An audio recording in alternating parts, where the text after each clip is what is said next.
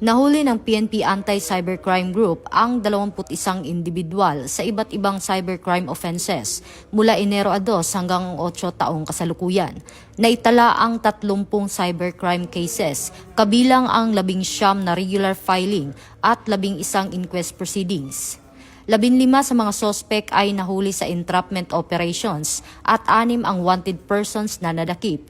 Nagsagawa rin ang ACG ng 5 warrant of disclosure computer data, 6 na digital forensic examinations, at 431 cyber patrols para labanan ang online crimes.